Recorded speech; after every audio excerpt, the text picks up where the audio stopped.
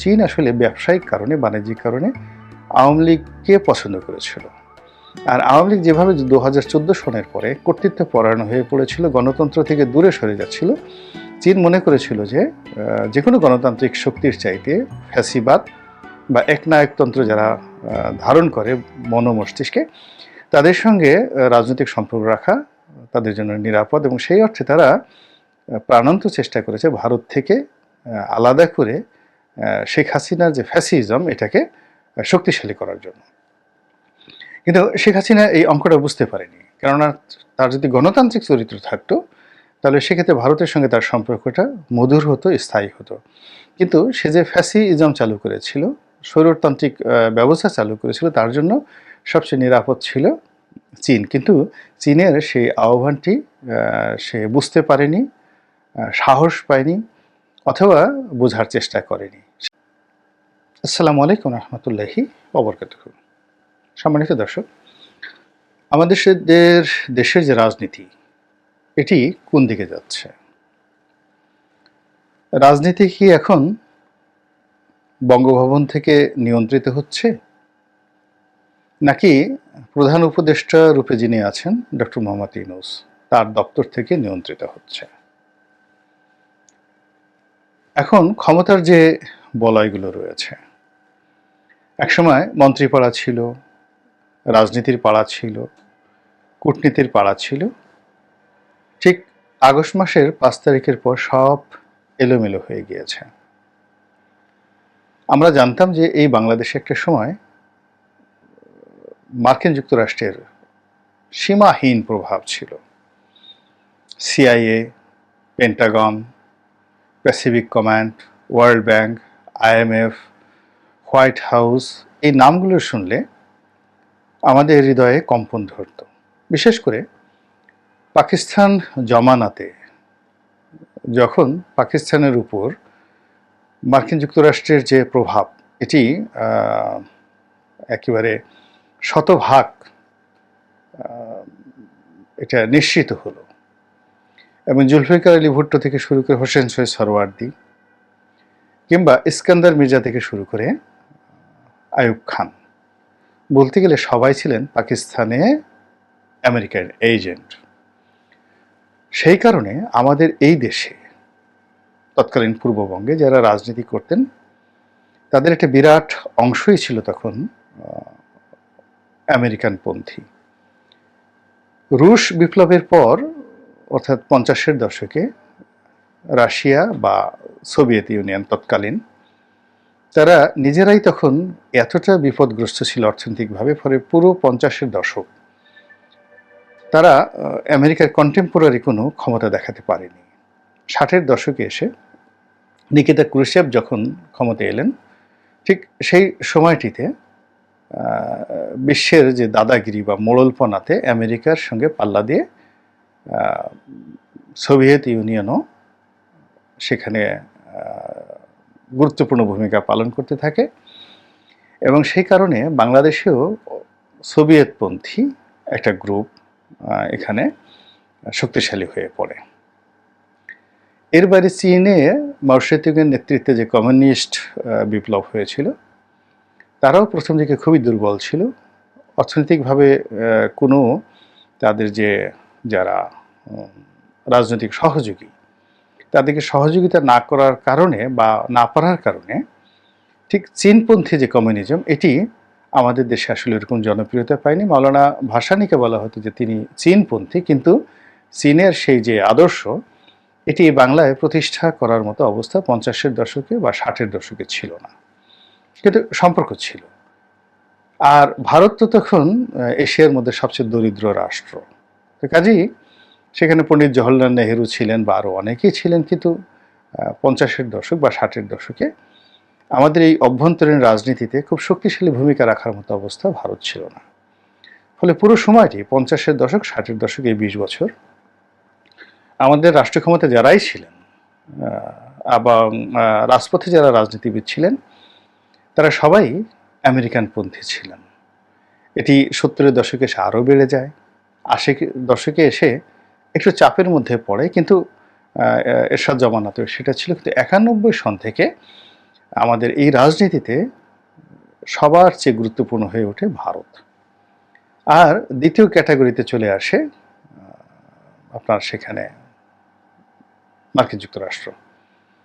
আবার 2001 সনের পর থেকে ধীরে ধীরে চীন একটা গুরুত্বপূর্ণ জায়গাতে চলে আসে এবং এখন এই মুহূর্তে চীন আমাদের দেশের রাজনীতিতে সবচেয়ে গুরুত্বপূর্ণ ভূমিকা পালন করছে এবং করতে যাচ্ছে।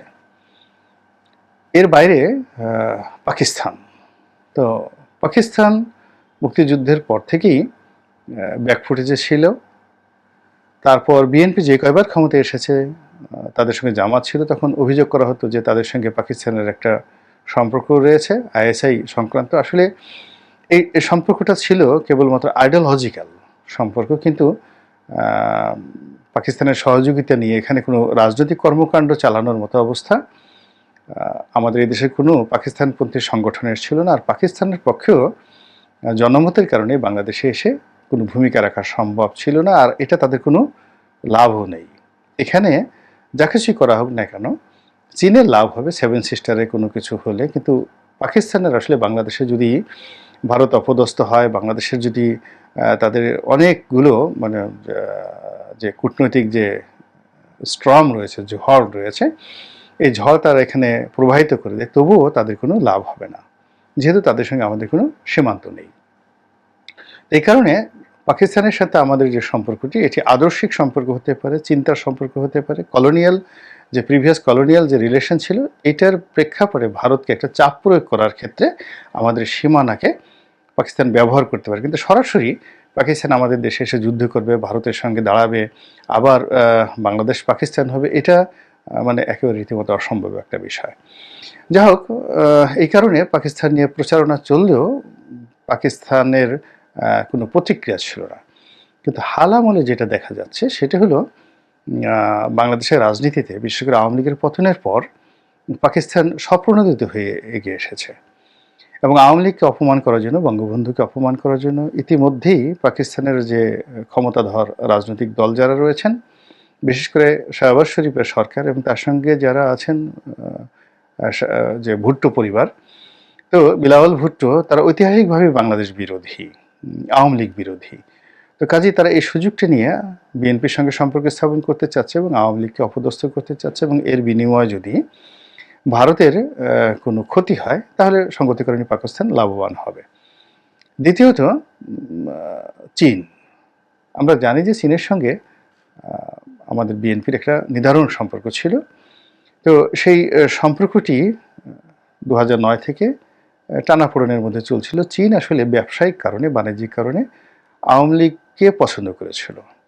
আর আওয়ামী লীগ যেভাবে 2014 সনের পরে কর্তৃত্ব পরায়ণ হয়ে পড়েছিল, গণতন্ত্র থেকে দূরে সরে যাচ্ছিল, চীন মনে করেছিল যে যে কোনো গণতান্ত্রিক শক্তির চাইতে ফ্যাসিবাদ বা একনায়কতন্ত্র যারা ধারণ করে মনোমস্তিষ্কে, তাদের সঙ্গে রাজনৈতিক সম্পর্ক রাখা তাদের জন্য নিরাপদ, এবং সেই অর্থে তারা প্রাণান্ত চেষ্টা করেছে ভারত থেকে আলাদা করে শেখ হাসিনার যে ফ্যাসিজম এটাকে শক্তিশালী করার জন্য।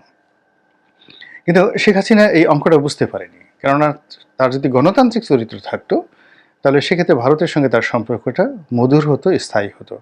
কিন্তু সে যে ফ্যাসিজম চালু করেছিল, স্বৈরতান্ত্রিক ব্যবস্থা চালু করেছিল, তার জন্য সবচেয়ে নিরাপদ ছিল চীন। কিন্তু চীনের সেই আহ্বানটি সে বুঝতে পারেনি, সাহস পায়নি, অথবা বোঝার চেষ্টা করেনি, সে ভারতের পিছনেই ছুটেছে। তো যা হোক, এখন এর ফলে কি হলো, এই যে সরকারের পতন হলো, এই পতনের পর সেই সর্বশক্তি নিয়োগ করে চীন এখন যাকে বলা হয় এটার সাথে আমাদের বিএনপির সঙ্গে সম্পর্ক স্থাপন করার চেষ্টা চালিয়ে যাচ্ছে, এবং ইতিমধ্যে বেশ কতগুলো বৈঠক হয়েছে প্রকাশ্যে, আর পর্দার অন্তরালে অনেকগুলো বৈঠক হয়েছে। এটা সংগতিকরণী অনুমান করা যায়। আর অন্যদিকে এখন যারা তত্ত্বাবধায়ক সরকার চালাচ্ছেন বা অন্তর্বর্তীকালীন সরকার চালাচ্ছেন, এদেরকে মার্কিন ব্যাক্ট বা ইউরোপিয়ান ব্যাক্ট গভর্নমেন্ট বলা হয়, যদিও তাদের ভিশন, মিশন, তাদের কার্যকাল কোনো কিছুই এখন নিশ্চিত নয়। কতদিন আছেন, কতদিন থাকবেন, কি করবেন, এই বিষয়গুলো তারাও জানে না, আমরাও জানি না। তো এরই মধ্যে যেটি হচ্ছে, রাজনৈতিক অবস্থা ক্রমশ জটিল হয়ে যাচ্ছে। আমরা কেউ বুঝতে পারছি না যে নির্বাচন কবে হবে। সরকার সংস্কারের কথা বলছে, কিন্তু এই সংস্কারের ব্যাপারে তাদের কোনো গ্রাউন্ড ওয়ার্ক রয়েছে কিনা। যদি গ্রাউন্ড ওয়ার্ক না থাকে, অভিজ্ঞতা না থাকে, তাহলে এই সংস্কার নিয়ে, যে কোনো বিষয়ের সংস্কার নিয়ে তারা যদি বেশি ঘাটাঘাটি করে, বেশি সময় ক্ষেপণ করে, তাহলে তাদের জন্য অশুভ পরিণতি দেখে নিয়ে আসবে, এতে কোনো সন্দেহ নেই। তো যার জন্য এটি নিয়ে আমাদের যারা সাধারণ জনগণ, আমাদের আসলে অনেকেরই, বেশিরভাগ মানুষেরই চিন্তা যে ক্ষমতায় বিএনপি আসবে বা ক্ষমতায় আওয়ামী লীগ আসবে, এটা মুদ্রার এপিঠ এবং ওপিঠ কয়েকজনের জন্য। এবং ইতিমধ্যে গত 15 দিনে আপনারা অনেক কিছু দেখেছেন যে যেখানে বিএনপি ছিল সেখানে আওয়ামী লীগ এসে বসেছে, আবার আওয়ামী লীগ যেখান থেকে চলে গেছে সেখানে বিএনপির লোক বসার চেষ্টা করছে। আর এর মধ্য থেকে জামাতের যারা লোকজন আছে তারাও তাদের কৌশলগত কারণে গুরুত্বপূর্ণ যে জায়গা, সেই জায়গাগুলোতে তারা তাদের প্রভাব বিস্তার করতে চাচ্ছে। তো সেক্ষেত্রে সাধারণ জনগণ তাদের লাভ কি হলো? কেউ কেউ বলছেন আমরা খুব নিঃশ্বাস নিচ্ছি, তারপর আমরা স্বাধীনভাবে কথা বলতে পারছি। কিন্তু এটা 15 দিন তো আসলে একটা সময় নয়। 3 মাস যদি এভাবে চলতে থাকে, তাহলে আমার কাছে মনে হচ্ছে যে বেশিরভাগ মানুষ এই অবস্থাতে স্বস্তি পাবে না। এর কারণ হলো, যে যার মতো করে বিদ্রোহ করছে, বিপ্লব করছে, দাবি দাওয়া পেশ করছে, সরকারকে দুর্বল মনে করে সরকারের উপর একের পর এক তারা যাকে বলা হয় দাবিনামার সেই শাহনামা, পারস্য যে সাহিত্য, বিখ্যাত শাহনামা, সেই শাহনামার যে কাহিনীগুলো, সেই কাহিনীগুলো একটার পর একটা ঘটিয়ে যাচ্ছে। সরকার বিপদগ্রস্ত, বিপর্যস্ত, এর সঙ্গে সঙ্গে ব্যবসা বাণিজ্য সব কিছু এলোমেলো হয়ে যাচ্ছে। তো যার ফলে মানুষ ধৈর্য রাখতে পারছে না, সরকারের উপর ধৈর্য রাখতে পারছে না, আওয়ামী লীগের যে কুকর্ম সেগুলো ভুলতে পারছে না, আবার বিএনপির প্রতি যে খুব নির্ভর করবে এই ধরনের কোনো পরিবেশ বা পরিস্থিতিও তারা দেখতে পাচ্ছে না। কিন্তু এরই মধ্যে আন্তর্জাতিক অঙ্গনে আমরা দেখতে পাচ্ছি যে খুব দ্রুততার সাথে এই বিএনপির সঙ্গে পাকিস্তান এবং চীন যেভাবে সাড়া দিয়েছে এবং যেভাবে তারা বন্ধুত্বের বন্ধন দৃঢ় করছে, তা একদিকে ভারতকে খেপিয়ে তুলছে, অন্যদিকে বর্তমান সরকার যারা আছে মার্কিনপন্থী, তাদেরকে সন্ত্রস্ত করে তুলছে। এবং চীন যদি সত্যিকার অর্থে এখানে প্রভাব বিস্তার করতে পারে এবং চীনের মদতপুষ্ট কোনো সরকার যদি এখানে ক্ষমতায় আসতে পারে, সঙ্গত কারণেই ভারত বিপদে পড়বে, বহুমুখী বিপদে পড়বে। ভারতের যে 7 সিস্টারগুলো রয়েছে সেখানে অনার সৃষ্টি তৈরি হবে, তাদের মধ্যে স্বাধীনতার ভাব জাগ্রত হবে। দীর্ঘদিন ধরে চীন যেভাবে ভারতের বিভিন্ন বিচ্ছিন্নতাবাদী গ্রুপকে তারা মদত দিচ্ছে এবং ভারতের বিভিন্ন এলাকাগুলোতে, বিশেষ করে সিকিমের উপর, তিব্বতের উপর তারা যে দাবিনামা পেশ করে আসছে, এই জিনিসগুলো যদি বাংলাদেশে চীনপন্থী কোনো সরকার প্রতিষ্ঠিত হয়, তাহলে বাংলাদেশকে একটা ট্রানজিট রুট হিসেবে ব্যবহার করে চীন এই কাজগুলো আরও সুচারুরূপে করতে পারবে। এবং সেক্ষেত্রে চীনের সঙ্গে যদি বিএনপির একটা বাইলেটারাল রিলেশন হয়, এবং এটা এখন ডক্টর ইউনূসের সঙ্গে হতে পারে, মানে যেভাবেই হোক না কেন, চীনের সঙ্গে যদি আমরা আমাদের বন্ধুত্বের বন্ধনটা সুদৃঢ় করি, আমরা হয়তো ভারতীয় আগ্রাসন বন্ধ করতে পারবো, এতে কোনো সন্দেহ নেই। কিন্তু আমাদের যে রাজনীতির যে শ্রেণী চরিত্র, এটি কিন্তু পাল্টে যাবে। কোনো অবস্থাতেই পশ্চিমা দাসের গণতন্ত্র এখানে চীনের নেতৃত্বে সম্ভব নয়। এটা অনেকটা মধ্যপ্রাচ্যের যাকে বলা হয় রাজাবাদশাহ শাসিত রাষ্ট্রের মতো হয়ে যাবে। দ্বিতীয়ত, এখানে চীনের যে বাণিজ্য, সে বাণিজ্য হলো স্বল্পমেয়াদী বাণিজ্য। তারা সাস্টেনেবল লং টার্ম কোনো বাণিজ্যে যায় না। আমি চীনের অনেক জায়গাতে দেখেছি, কিছু কিছু এলাকা চীনের, যেমন যেখানে ফ্রান্সের দখলে ছিল, তো সেখানে এক ধরনের ডেভেলপমেন্ট হয়েছে।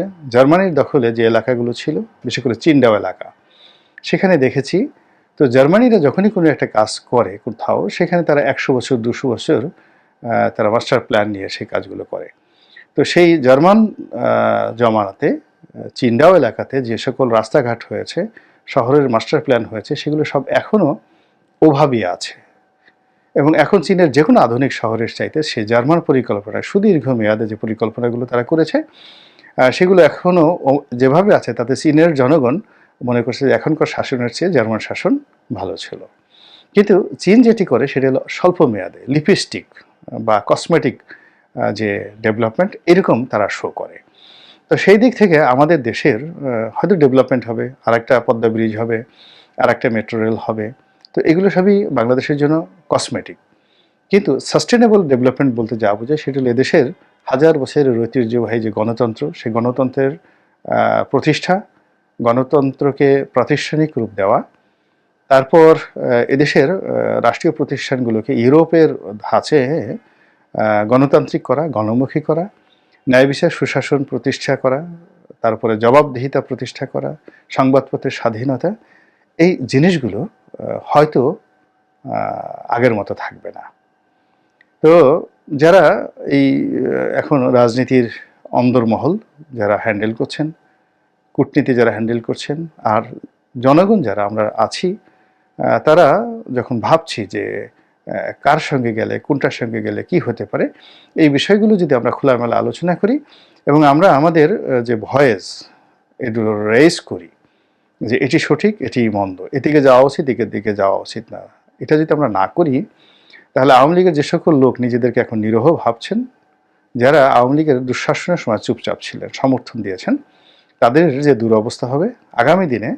আমরা যারা এখনকার জামানাতে ঘটমান যে সকল বিষয়বস্তু রয়েছে তার সম্পর্কে যদি বোবা হওয়ার চেষ্টা করি, অন্ধ হওয়ার চেষ্টা করি, তাতে কিন্তু আমাদের প্রলয় থেমে থাকবে না। আল্লাহ আমাদের সবাইকে হেদায়েত দান করুন এবং হেফাজত করুন। আসসালামু আলাইকুম রহমতুল্লাহি ওয়া বারাকাতুহু।